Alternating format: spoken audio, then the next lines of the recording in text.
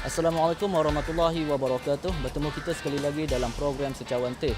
Pada hari ini, isu yang kita akan kupas adalah mengenai gay dan lesbian dalam komuniti Islam, terutama di negara kita. Untuk mengupas isu ini dengan lebih lanjut, kami sekali lagi menjemput Ustaz Fatul Bari. Assalamualaikum Ustaz. Untuk lebih lanjut kita bercerita di mana puncanya, permulaan dan serta di mana akhirnya isu ini. Okay, bismillah, wassalatu wassalamu ala rasulillah wa ala alihi wa sahbihi wa mawalah, amma ba'd. Terima kasih saudara Jawan, sedang penonton yang dikasihi dan dirahmati Allah sekalian. Berbicara tentang isu gay, lesbian, homoseksual dan sebagainya, LGBT lah kita katakan ringkas. Sebenarnya perkara ni sejarahnya bermula daripada zaman Nabi Lut alaihi salam. Allah Subhanahu wa taala telah singgung hal ini di dalam Al-Quranul Karim. Kata Allah Subhanahu wa taala kepada kaum Lut, innakum lata'tuna al-fahishata ma sabaqakum biha min ahadin minal alamin. Sesungguhnya kamu telah mendatangkan satu perkara yang tak pernah dilakukan oleh seorang pun daripada kalangan makhluk di alam ini. Jadi sejarahnya bermula daripada zaman Nabi Lut alaihi salam. Apa berlaku? Lelaki suka sama lelaki. Wanita, perempuan suka sama perempuan. Jadi dia dan lesbian telah wujud. Itu satu. Yang keduanya, perlu kita ketahui bahawasanya di dalam Al-Quran sendiri, Allah Subhanahu wa taala tidak pernah mengiktiraf kewujudan gay dan lesbian. Yang Allah Subhanahu wa taala iktiraf hanyalah azwaj, perkahwinan lelaki dan perempuan. Firman Allah Subhanahu wa taala di dalam Al-Quran, ya ayuhan nasu taqu rabbakum alladhi khalaqakum min nafsin wahidah wa khalaqa minha zawjaha. Allah ciptakan daripada kejadian kamu ini zauj, bagi lelaki, seorang lelaki ini seorang suami atau seorang isteri. Okey, dan daripada perkahwinan ini Allah wabatha minhuma rijalan katsiran wa nisaa. Allah akan pancarkan, keluarkan lelaki-lelaki dan wanita-wanita yang banyak. Maksudnya hasil daripada perkahwinan antara lelaki dan perempuan. Begitu juga di dalam hadis Nabi sallallahu alaihi wasallam, Nabi menyebut tentang perkahwinan. Tazawwajul waludul wadud fa inni mukathirun bikum ummi yaumal qiyamah. Hendaklah kamu nikahi wanita-wanita yang dia mampu memberikan kamu banyak anak dan dia bersikap sangat-sangat baik, lembut, kasih sayang kepadamu, dan sesungguhnya aku, kata Nabi, berbangga dengan umat yang ramai di akhirat kelak. Jadi pengiktirafan asal itu diberikan di dalam Islam hanya kepada perkahwinan lelaki dan perempuan. Islam tidak pernah memberi pengiktirafan kepada gay, kepada lesbian. Bahkan di dalam Islam ia merupakan perkara yang dilaknat Allah Subhanahu wa taala. Kata Nabi di dalam hadis, idza wajadtum, sekiranya kamu menemui man amila bi'amali qaumi lut faqtulu al-fa'il wal maf'ul. Apabila kamu menemui mereka-mereka yang beramal dengan amalan kaum Lut ini, sama-sama buat, maka bunuhlah pelakunya dan orang yang dilakukan perbuatan tersebut ke atasnya. Wallahu a'lam. Itu hukum asal di dalam Hukum Islam. asal. Ustaz, tapi suka tak suka, kita terpaksa mengaku yang memang golongan ni wujud tu, terutama walaupun beragama Islam. Jadi Ustaz, bagaimana kita nak berdepan dengan orang macam ni? Adakah kita perlu membenci, menyisihkan, atau ialah mencaci mereka? Cara terbaik kita nak berdepan dengan dia orang ni. Pertama sekali saya katakan, apa yang saya cakapkan tadi, asas hukum ini di dalam Islam. Membaca hukum tanggungjawab kami. Membaca hukum tanggungjawab para ilmuwan. Orang yang memiliki ilmu agama, dia kena baca hukum. Dia tak boleh sembunyi, dia tak boleh diam. Sebab apa? Sebab kata Nabi di dalam hadis, man katama ilman aljamahullahu lijamma minan nar. Sesiapa yang sembunyikan ilmu, Allah akan kekangkan dia dengan tali kekangan daripada api neraka. Kami kena baca. Tapi kami tak menghukum dia secara batang tubuh. You ahli neraka, you sesat. Tidak. Okay? Sebab tu membaca hukum dengan menghukum, dua benda yang berbeza. Okay. Kita pergi kepada menghukum. Soal menghukum. Menghukum ni tugas apa sebenarnya? Tugas pihak berkuasa, mereka. Adapun kita sebagai masyarakat awam di sini, perbuatan tersebut kita benci. Orang yang melakukan perbuatan tersebut, pertama sekali usaha untuk menasihati. Bila kita bercakap tentang nasihat, sejauh manakah nasihat itu disampaikan? Siapa yang beri nasihat kepada mereka? Saya kira mereka bergerak di dalam negara kita ini secara tersembunyi, tidak secara terang-terangan. Mereka ada kelab-kelab mereka tertentu yang saya kira kini mula dikenal pasti tempat-tempat tersebut. Mula ditutup, mula dirush dan sebagainya. Okey? Itu satu, dinasihati. Kedua, sekiranya setelah dinasihati mereka tidak mahu mendengar, pada ketika itu kita perlu mengambil tindakan. ambil tindakan, undang-undang ke atas mereka. Dan undang-undang ini perlu lebih diperketatkan lagi. Sebab ini jelas bertentangan bukan saja dengan ajaran Islam, bahkan dengan semua ajaran-ajaran agama yang lain yang tidak pernah memberi pengiktirafan kepada perkahwinan sejenis, hubungan sejenis.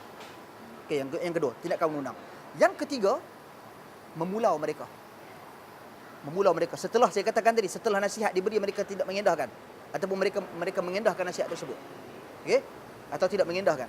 Yang ketiga ni saya katakan tadi, memulau mereka. Yakni membenci mereka. Sebab apa kita benci? Sebab kita benci kerana Allah, perbuatan mereka tersebut. Ini berdalilkan hadis Nabi SAW, man ra'a minkum munkaran falyughayyirhu bi yadihi wa man lam yastati' fa bi lisanihi wa man lam yastati' fa bi qalbihi wa dzaka adhaful iman.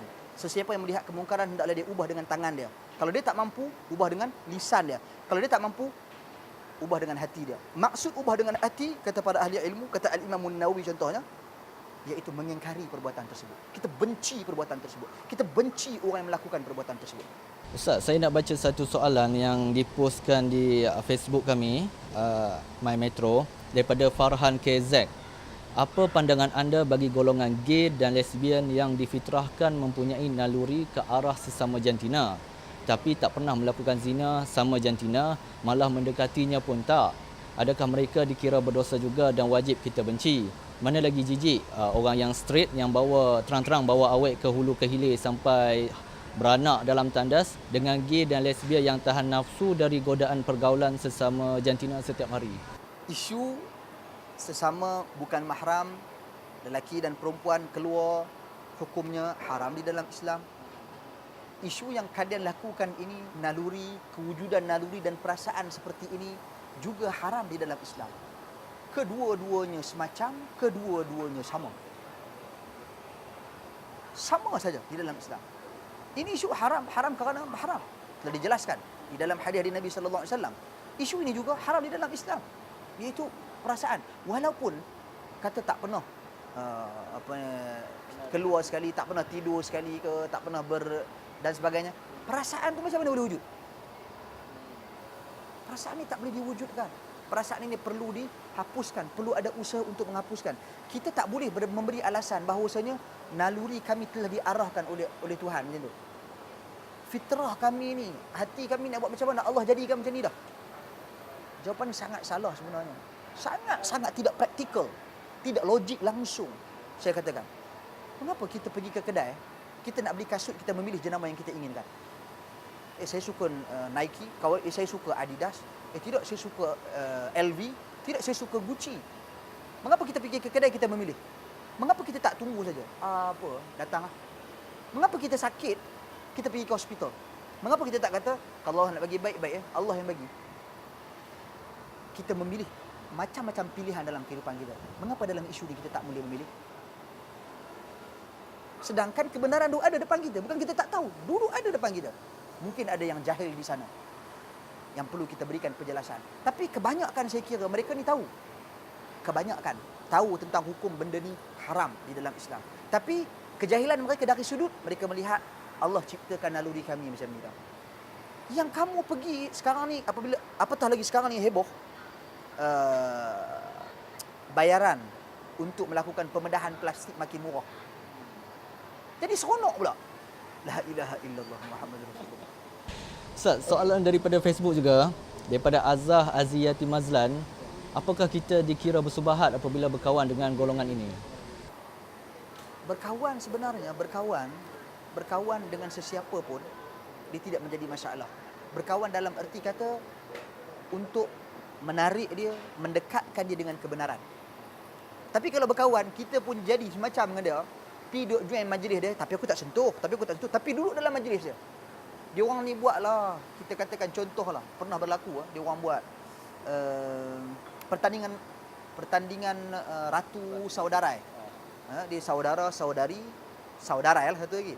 Okey, jadi maknya pertandingan ratu cantik katakan. Aku tak setuju dengan apa ni, maknya ni, pondan-pondan ni apa semua ni, dengan gay ataupun lesbian ni, aku tak setuju. Tapi aku pergi tengok je. Tak boleh. Bila kita pergi, kita buat tempat macam tu, berarti kita meredai maksiat yang mereka lakukan. Kita perlu keluar.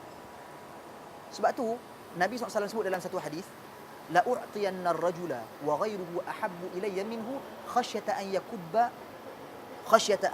Allahu azza wa jal wajhahu fin nar. Aku pasti akan memberi hadiah kepada seorang lelaki, sedangkan ada lelaki lain yang aku sukai daripada dia, kerana aku takut Allah campak wajah dia dalam neraka. Okey. Jadi berarti Nabi izinkan untuk berbuat baik dengan mereka, tapi bertujuan untuk dekatkan dia dengan agama. Tapi kalau pergi buat baik, ikut saja depa buat macam-macam, kita pun tengok, aku tak buat. Tak ada. Bala mai dia kena sekali semua. Wallahu a'lam. Adakah isu ni kita boleh selesaikan? Apa peranan yang perlu dimainkan? Bermula daripada pemimpin, sampailah kepada ibu bapa, sampailah kepada individu itu sendiri. Apa yang kita perlu buat untuk memastikan benda ni memang tak wujud? Prinsip saya mudah. Dalam apa juga isu, kita kembali kepada dua. Tasfiyah dan tarbiyah. Tasfiyah, penyucian, pemurnian. Tarbiyah, pengisian. Tasfiyah ni kita kena murnikan dulu minda masyarakat kita, persekitaran kita, daripada perkara-perkara yang boleh membawa dia kepada gejala tersebut. Apa sahaja. Pusat-pusat, kelab malam ke, tayangan-tayangan filem, media dan sebagainya, yang membawa kepada, tak apalah, kita ni, you macam ni pun tak apa, kita tidak ada masalah, kita boleh hidup. Plural, liberal, no problem, hati aku baik. Walaupun aku macam ni tapi aku sembahyang Jumaat tau. Walaupun aku macam ni tapi aku solat tau. Dia tak boleh bagi alasan macam tu. Isu solat, isu lain. You dengan Allah Subhanahu Wa Taala. Ini isu sikap you, perubahan diri you, satu isu yang berbeza. Jadi saya katakan, tasfiyah, kalau kita nak cakap satu-satu banyak. Isu pusat-pusat, kelab-kelab malam, kelab-kelab gay sendiri, kelab-kelab lesbian sendiri, kemudian tayangan filem, media, internet lah dan sebagainya, pengaruh bacaan, bahan bacaan, kemudian kadang-kala contoh-contoh daripada artis-artis barat khususnya, yang sangat membimbangkan bila dia bawa. Terkenal dah kawan tu, gay, kahwin, laki sama laki. Bawa mai juga atas alasan kita minat suara dia, bukan minat contoh dia. Kita punya minda orang di bawah. Jadi kita kena tutup ruang-ruang yang boleh membawa kepada kemungkaran yang lebih besar ni. Tasfiyah, cuci, bersih semua. Kemudian bagi kita isi, tarbiyah, bagi pengisian ilmu agama kepada mereka. Kita adakan kaunseling kepada mereka daripada pihak institusi kerajaan. Begitu juga daripada pihak ibu bapa. Begitu juga tanggungjawab dan guru-guru, para ustazah, para ustaz, para ilmuwan dan para ulama. Wallahu a'lam. Terima kasih kepada Ustaz Fathul Bari. Diharap kita bersama-sama dapat berkongsi ilmu yang disampaikan beliau sebentar tadi. Saya Muhammad Izawan bin Baharin. Terima kasih kerana menonton Secawan Teh. Anda boleh layari kami di laman web www.hmetro.com.my.